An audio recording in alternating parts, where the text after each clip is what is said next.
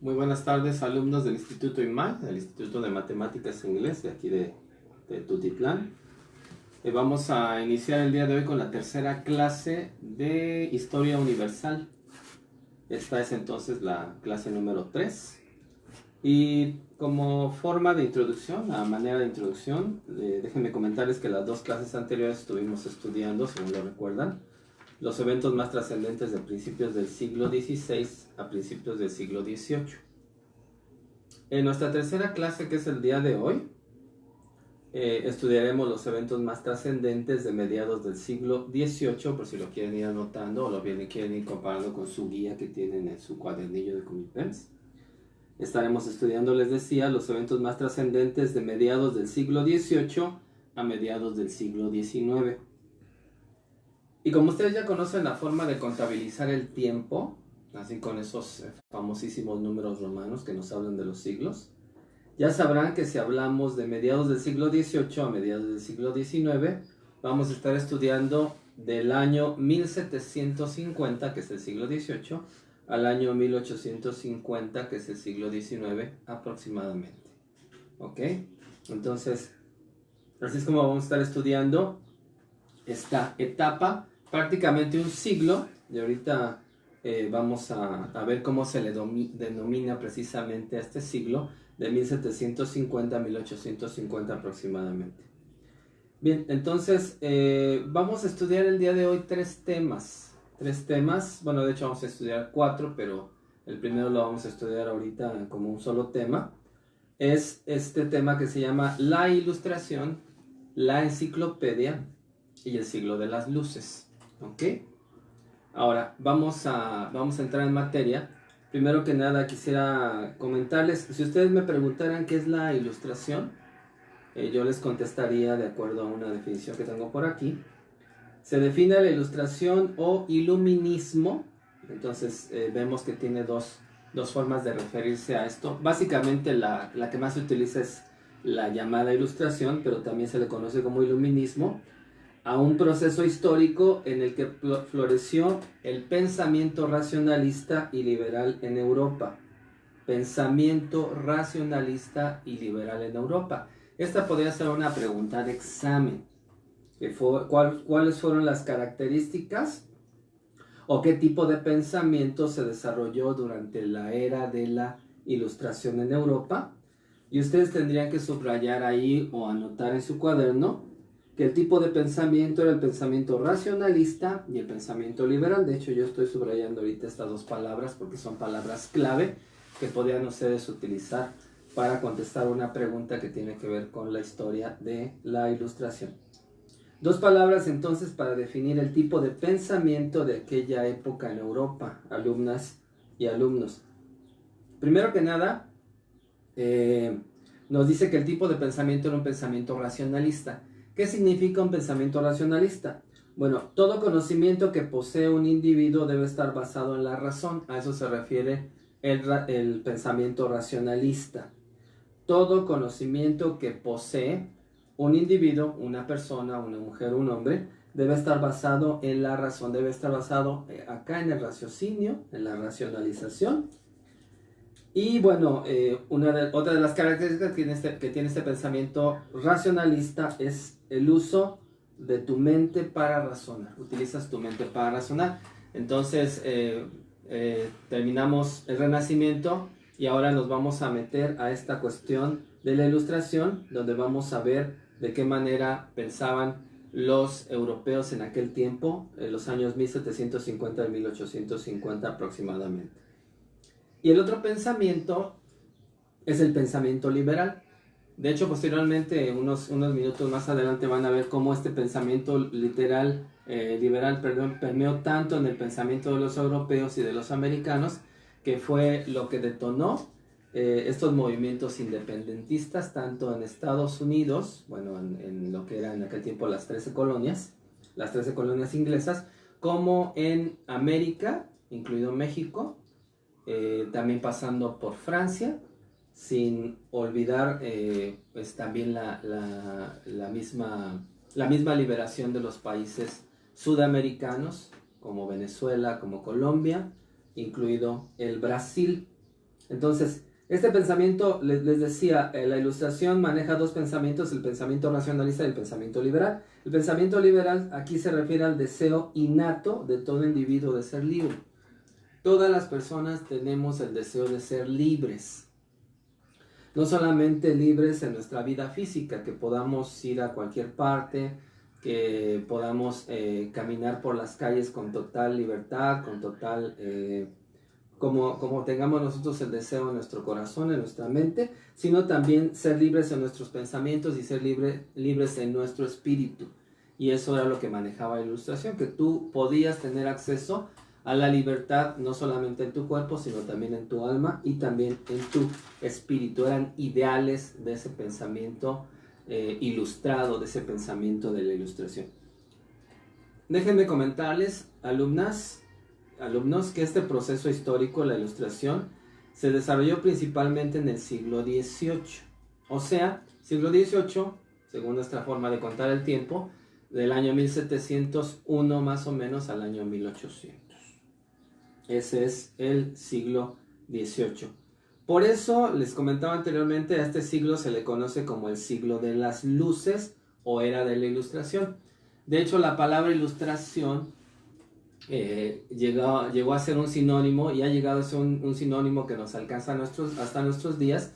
Una persona ilustrada es una persona que tiene educación, que tiene conocimientos, es una persona que sabe leer, que sabe escribir, que se preocupa por investigar, se preocupa por el conocimiento de la ciencia, de las artes, etcétera, etcétera. Entonces a eso le llamamos una persona ilustrada, en contraposición con una persona iletrada, que es una persona que no tiene el deseo de aprender algo nuevo cada día. Entonces, a este periodo se le llamó el siglo de las luces porque se desarrolló básicamente en un siglo que es el siglo XVIII.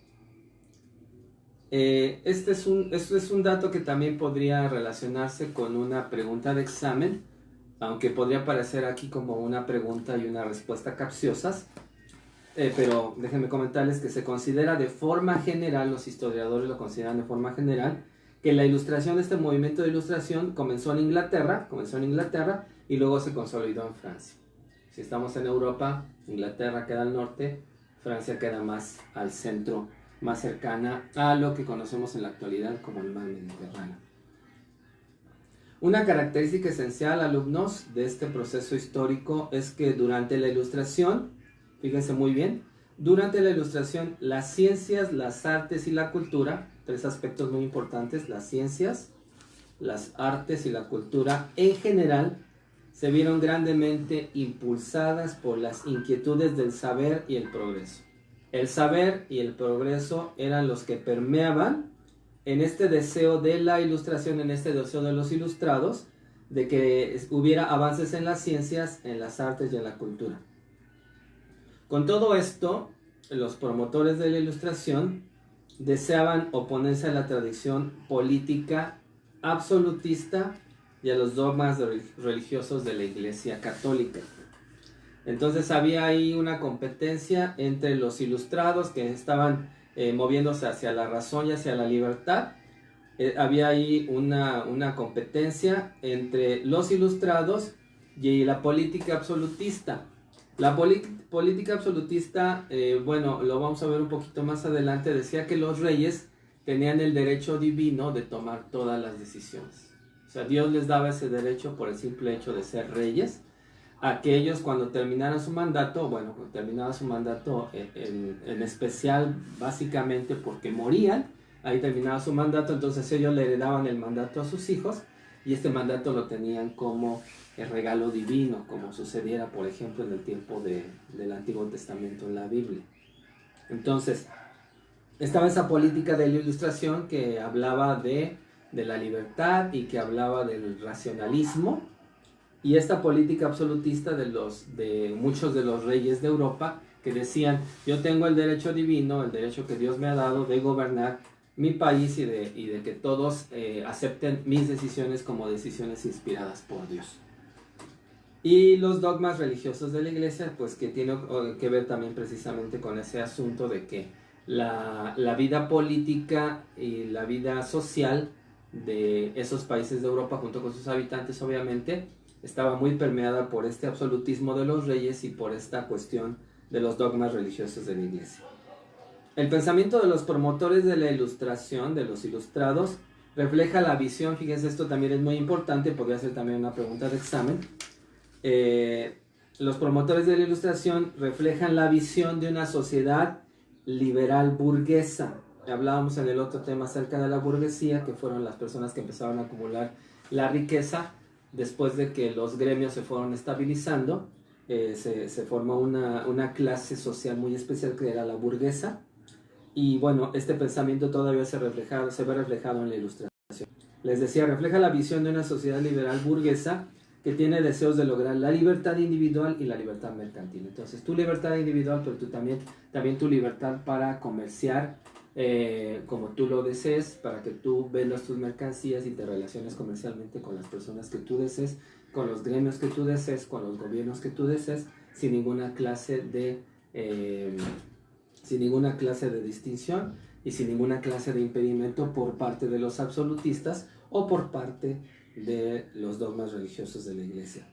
Ahora, estos ilustrados alumnas, entraron en conflicto con los valores ideológicos y políticos de los reyes absolutistas, lo que les comentaba, los reyes absolutistas que decían, yo tengo el derecho por ser, el derecho divino que Dios me ha dado para gobernar y para que todas mis decisiones sean tomadas en cuenta como decisiones que están sancionadas por Dios y por lo que Dios ha puesto en mi mente y por lo que Dios ha puesto en mi corazón.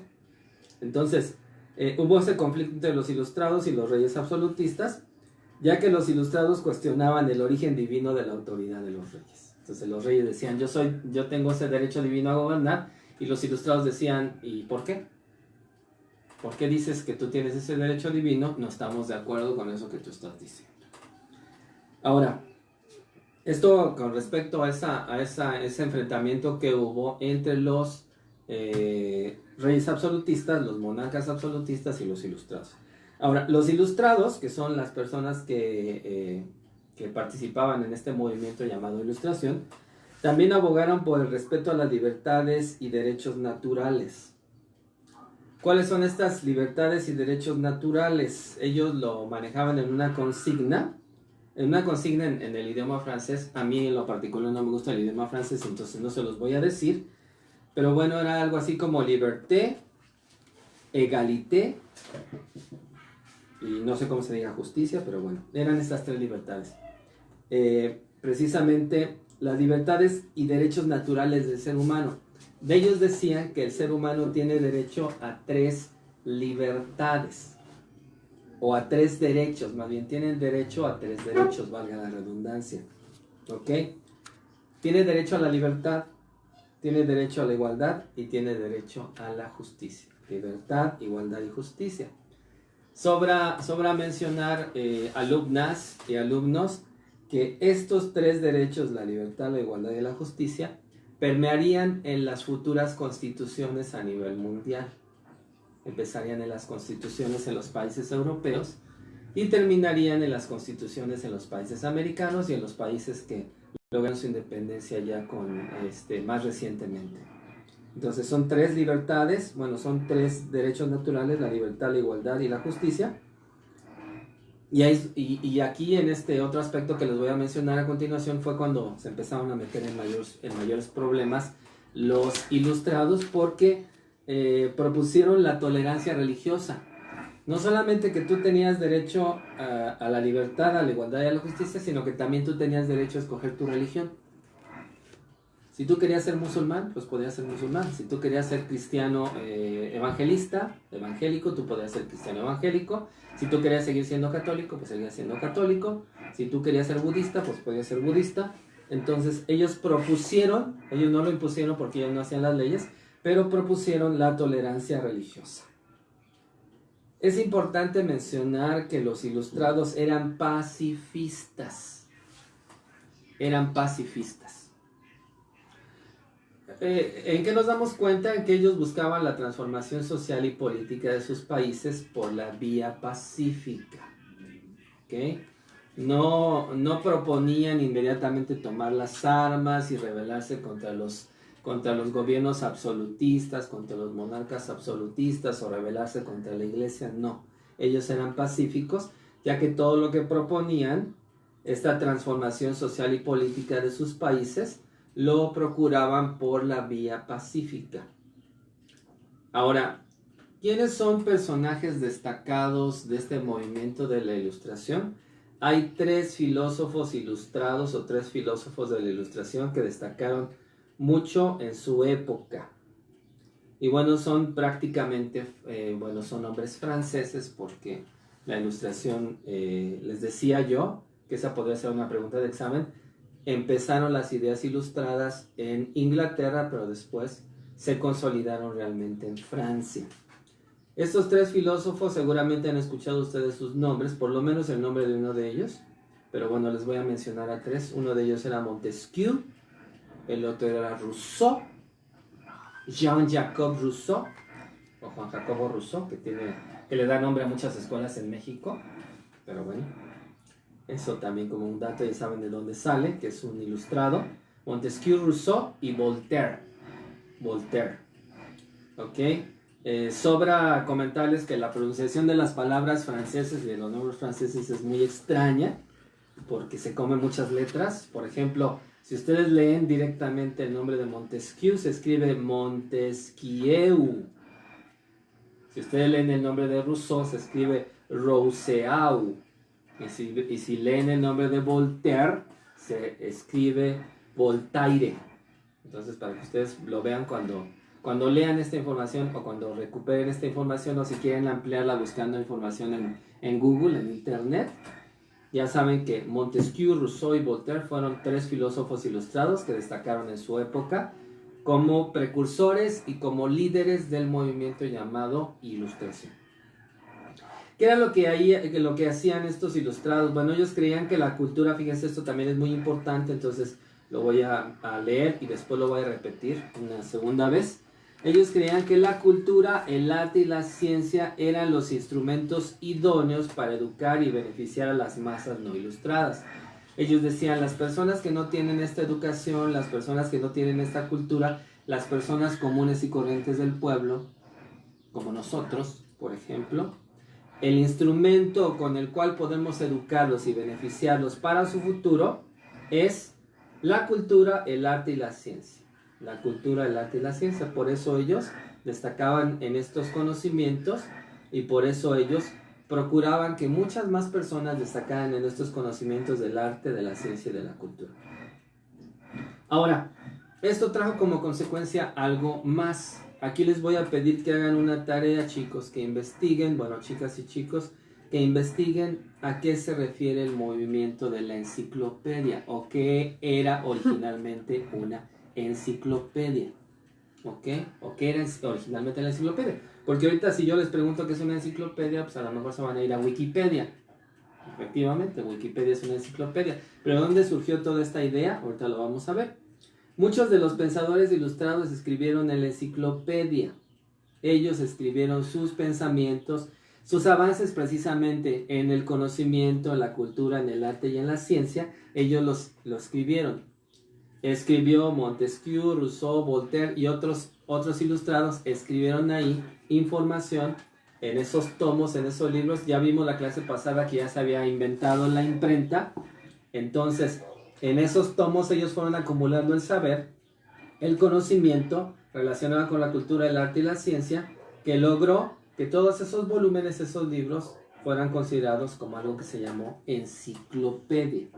Pero yo quisiera que ustedes me dieran más detalles acerca de esto, o que lo investigaran de forma más precisa, más concreta. Entonces les voy a pedir que googleen esta información y les voy a dejar eso como tarea. Pero bueno, les comento, la enciclopedia fue una obra en la que se compilaron las ideas de la Ilustración. Básicamente eso era la enciclopedia, ¿ok? La enciclopedia fue una obra en la que se compilaron las ideas de la Ilustración. Todas estas ideas de estos pensadores ilustrados se escribieron en la enciclopedia.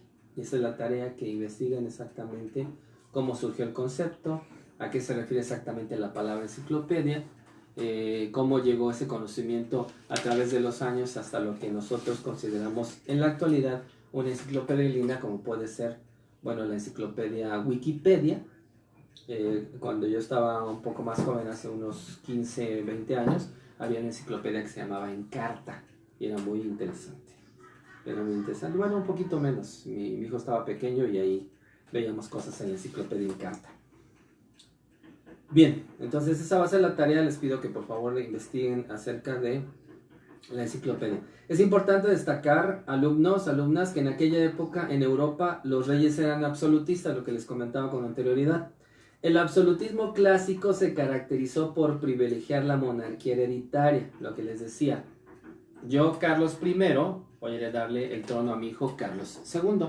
Así de sencillo. ¿Por qué? Porque tengo el derecho divino. ¿Por qué? Porque Dios me escogió a mí como monarca, me escogió a mí como rey. Entonces yo voy a heredarle el reino a mi hijo Carlos II. Y él se lo va a heredar a su hijo, que va a ser Carlos III. Y si queremos cambiarle por ahí el nombre, a lo mejor va a ser Eduardo, o a lo mejor va a ser, no sé, Guillermo, etc. Pero bueno.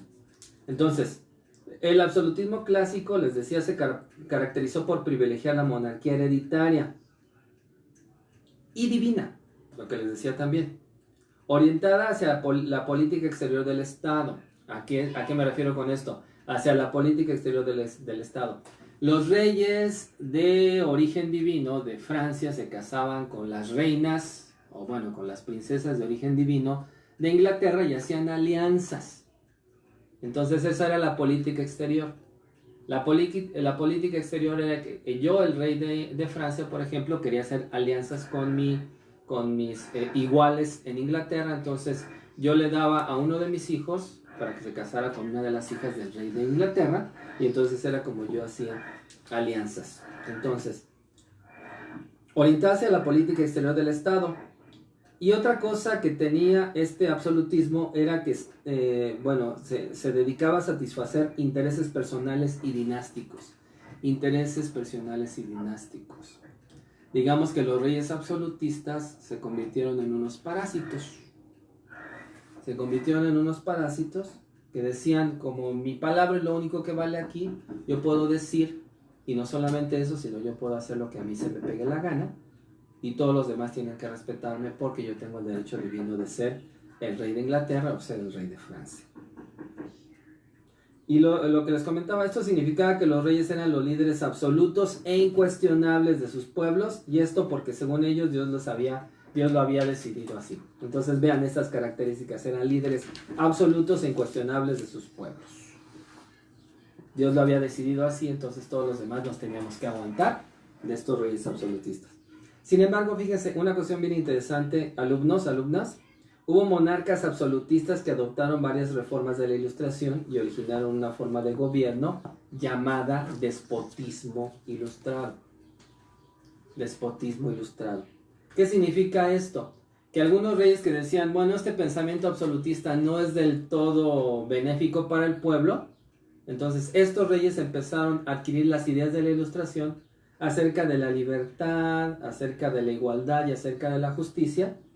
Y entonces empezaron a ellos a tener una forma de gobierno distinta. Estos reyes ya dejaron de ser absolutistas y se convirtieron en reyes que propugnaron por un movimiento que se llamaba despotismo ilustrado. Entonces ellos eran unos déspotas ilustrados, literalmente, déspotas ilustrados.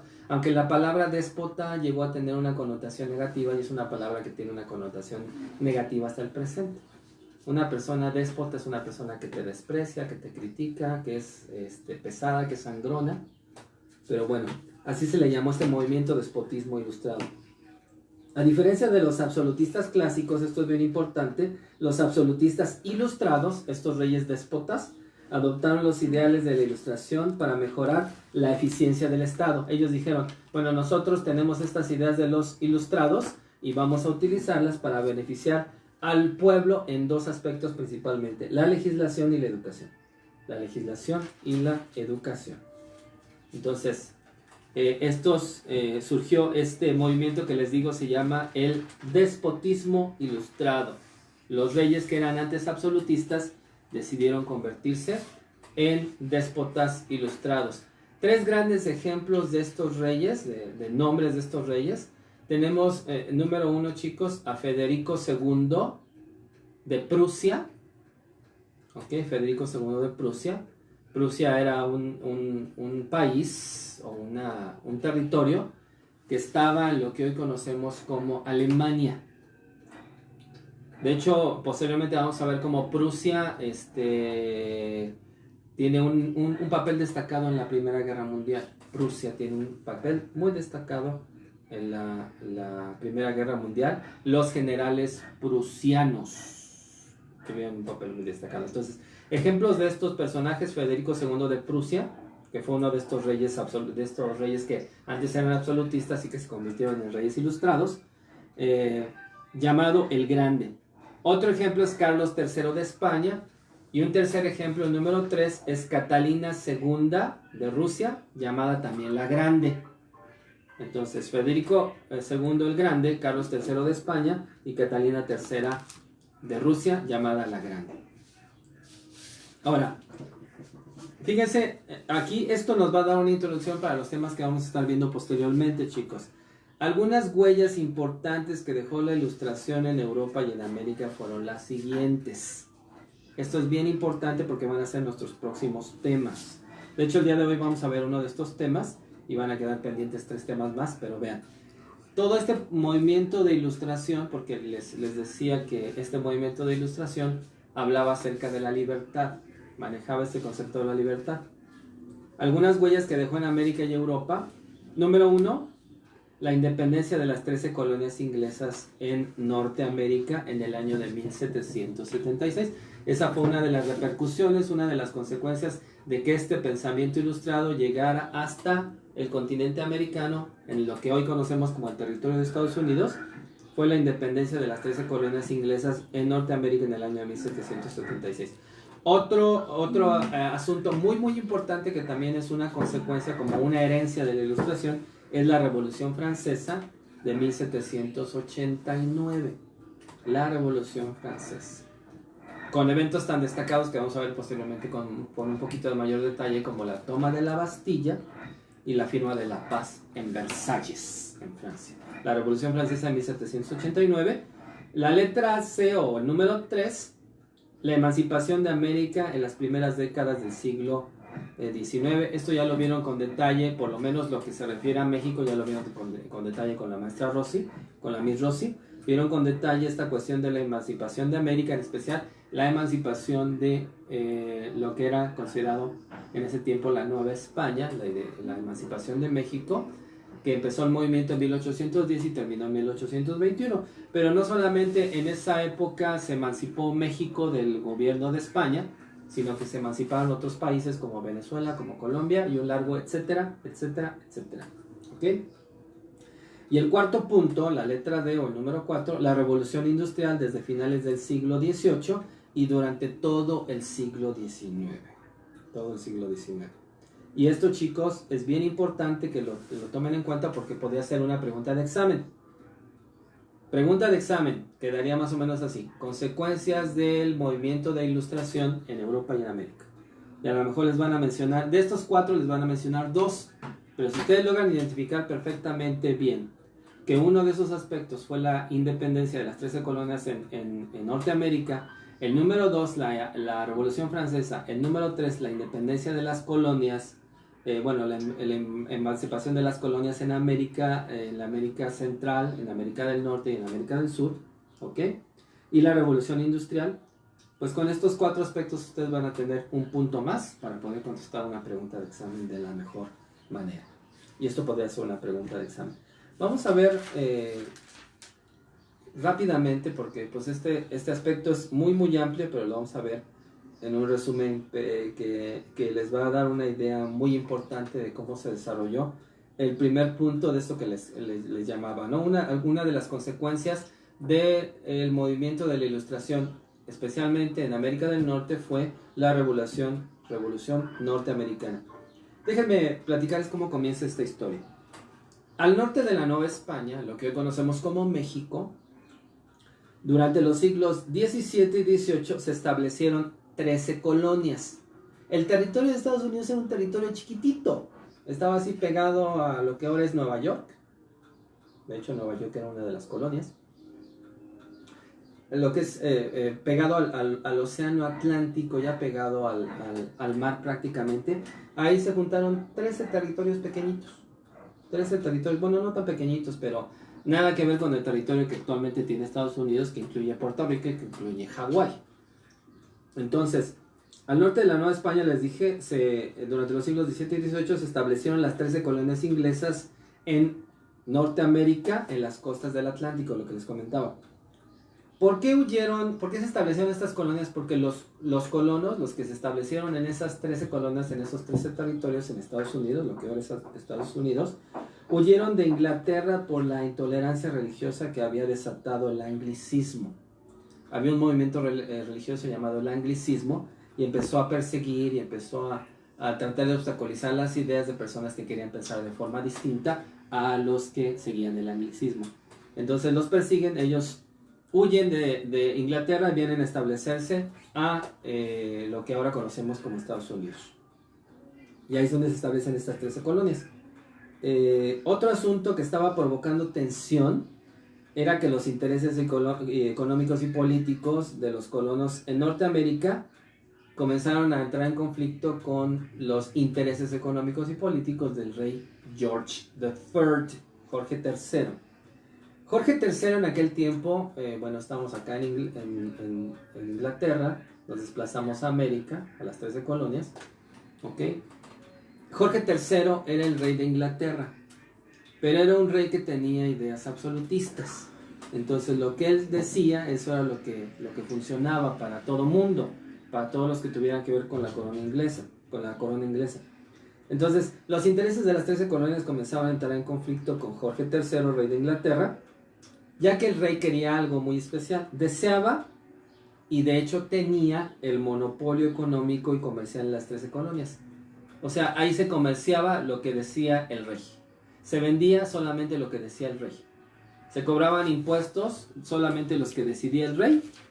Y esto era un problema para los habitantes de las 13 colonias que huyeron de Inglaterra para liberarse de esta persecución de los anglicanos, y llegan a establecerse en 13 colonias en Estados Unidos, en Norteamérica, y ahora tienen problemas con el rey de Inglaterra, con Jorge III. ¿Por qué? Porque este rey deseaba el monopolio económico y comercial en las 13 colonias y de hecho, les digo, no solamente lo deseaba, sino que lo tenía. Entonces, esto era el ambiente político, social que permeaba en ese tiempo en las 13 colonias. Ahora, hubo un antecedente, les digo, estamos viendo la Revolución Norteamericana o el movimiento de independencia de los Estados Unidos, el movimiento de independencia que se celebra el 4 de julio cada año. Como antecedente de la independencia de las 13 colonias, de estas 13 colonias que formaban en aquel tiempo el territorio norteamericano, la Guerra de los 7 años, de 1756 a 1763, esa también podía ser una pregunta de examen, y de hecho, en un cuadernillo que yo tengo aquí, es una pregunta de examen. Motivos por los cuales, la pregunta va más o menos así: dos causas externas de la Revolución Norteamericana o del movimiento de independencia de los Estados Unidos, y uno de esos motivos es la Guerra de los 7 años. ¿Por qué se originó la Guerra de los 7 años? Se originó por causa de la rivalidad entre dos poderosos imperios marítimos. Francia e Inglaterra tenían el poder de los mares. Ya el poder de España iba en declive, iba decayendo, pero Francia e Inglaterra tenían ese poder y se disputaban posesiones coloniales, o sea, colonias en Norteamérica y en parte de la India. Iban a la India y decían, este territorio es mío, decía Francia, y Inglaterra decía, este territorio no es tuyo, este territorio es mío. Y lo mismo pasaba en Norteamérica. Ahora, ¿qué sucedía? Los habitantes de las 13 colonias tuvieron que tomar partido, ¿ok? Llegó el conflicto hasta las 13 colonias y los colonos tienen que tomar partido. ¿A quién decidieron apoyar? Decidieron apoyar al rey de Inglaterra. Brindaron su apoyo a las tropas británicas y esto fue un factor decisivo para el triunfo inglés. El rey Jorge III consigue este triunfo, gana la guerra contra Francia gracias al apoyo de las 13 colonias. Pero hay aquí una consecuencia: el costo económico de la Guerra de los 7 años, imagínense, 7 años de guerra, fue muy pesado para el monarca inglés Jorge III. Bueno, de hecho su nombre completo era Jorge Federico III.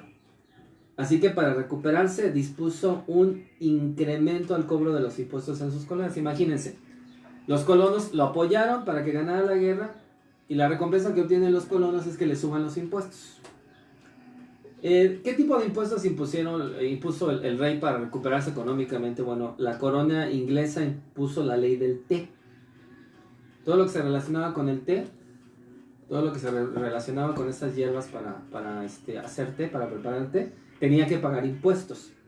Y de muchos otros productos que llegaban a los puertos norteamericanos. Llegaban a los puertos norteamericanos los productos y les cobraban impuestos y todo se iba a la corona inglesa. Todo se iba a poder del rey Jorge Federico III. Además, hubo otro decreto que provocó tensión entre el rey Jorge III y las 13 colonias. Entre el rey Jorge III, acá en Inglaterra, y las 13 colonias, hubo un conflicto, más bien una decisión, un decreto que provocó esta tensión y se llamaba la ley de acuartelamiento. ¿A qué se refería la ley de acuartelamiento, alumnos y alumnas?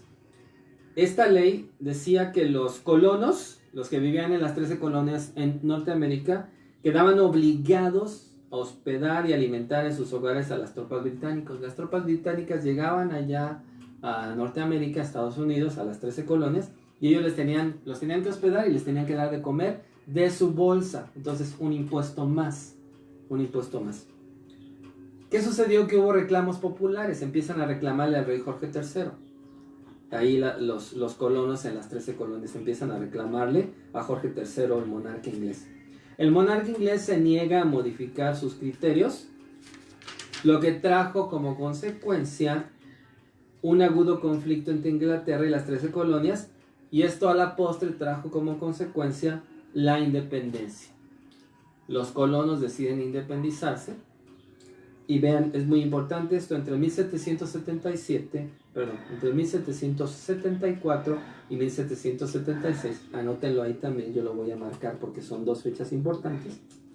Bueno, un periodo de 1774 a 1776 se realizaron en Filadelfia. En Filadelfia se realizaron 3 congresos con el fin de exigir a la corona inglesa cambiar sus actitudes. Entonces le dicen, se reúnen ahí en Filadelfia y dicen, vamos a exigirle al rey que cambie sus actitudes, que nos quite los impuestos, que nos quite esta ley que se llama ley de acuartelamiento. Ya no queremos darle de comer a los soldados, ya no queremos tenerlos en nuestra casa a los soldados ingleses. Y también estos congresos en Filadelfia, estos 3 congresos de 1774 a 1776, los colonos organizan en ese tiempo la resistencia armada. Dicen, vamos a levantarnos en armas porque el rey no quiere cambiar sus políticas, entonces estamos en franca rebeldía contra el rey Jorge III, y organizan la resistencia armada. Esta resistencia armada está dirigida por un personaje, de los personajes más notables del movimiento de independencia, quizás el más notable, yo diría. Se llamaba George Washington. ¿Ok? Él dirigía la resistencia armada. Dirigen la resistencia armada y finalmente empiezan el movimiento de independencia con un acta. Se decreta el 4 de julio de 1776, anótenlo también, chicos, porque es fecha importante. 4 de julio de 1776, 1776, 4 de julio, se decretó la independencia de esta parte de América. De las 13 colonias se decreta la independencia ¿qué día? 4 de julio del año 1776. Esto tiene que grabárselo porque es fecha importante que también puede ser una pregunta de examen. 4 de julio del 1776. ¿Ok? Se decreta la independencia. Pero pues ellos dicen, ya somos independientes, pero todavía no se legaliza la independencia porque tenían que seguir avanzando en estos deseos de independencia, pero tenían que entrar a una lucha armada como sucedió también aquí en México. En México el movimiento empezó en 1810, pero se consumó hasta 1821 la independencia. 11 años estuvieron en conflicto aquí nuestros ejércitos insurgentes.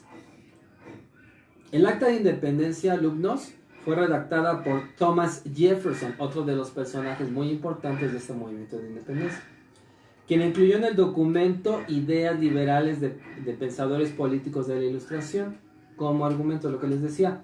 Por eso, esto es una de las consecuencias del movimiento de ilustración en Norteamérica. Llegaron las ideas de ¿qué? Acuérdense, de libertad, de igualdad y de justicia. ¿Ok? Libertad, igualdad y justicia. Eran las tres consignas de ese movimiento de la ilustración. ¿Ok? Entonces, bueno, se defendía también la soberanía del pueblo ante su propia nación y la cancelación de la autoridad de Inglaterra sobre Norteamérica. Entonces, eso es lo que se manejaba.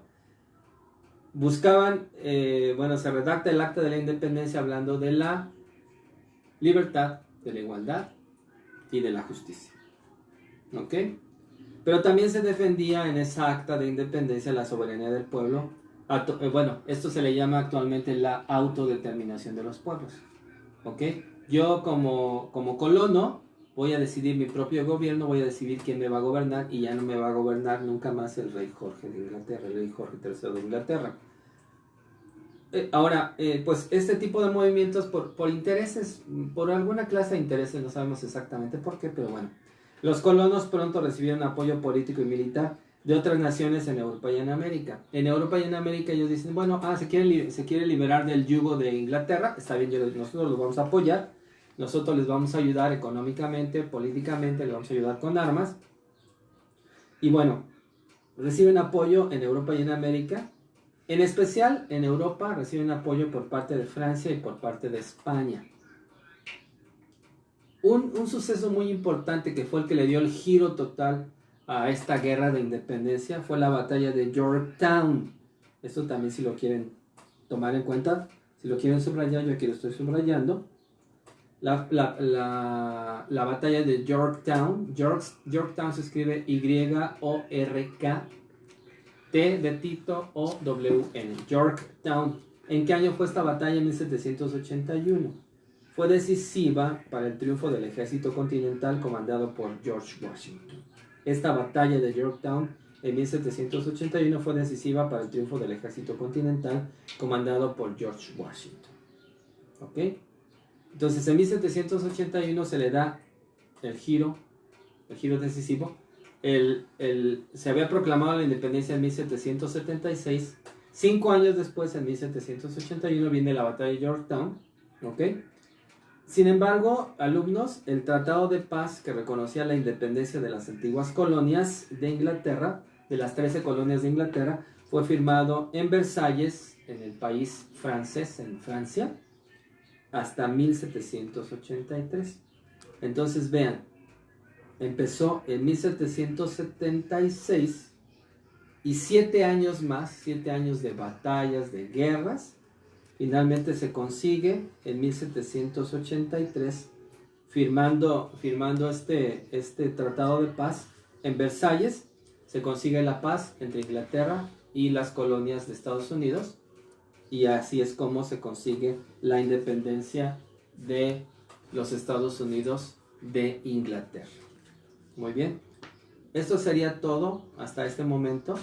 La próxima clase vamos a estar hablando acerca de la Revolución Francesa, vamos a estar hablando de la emancipación de las colonias en América y vamos a estar hablando acerca de la Revolución Industrial. Entonces no se pierdan las próximas clases, que pasen una excelente tarde y cuídense mucho.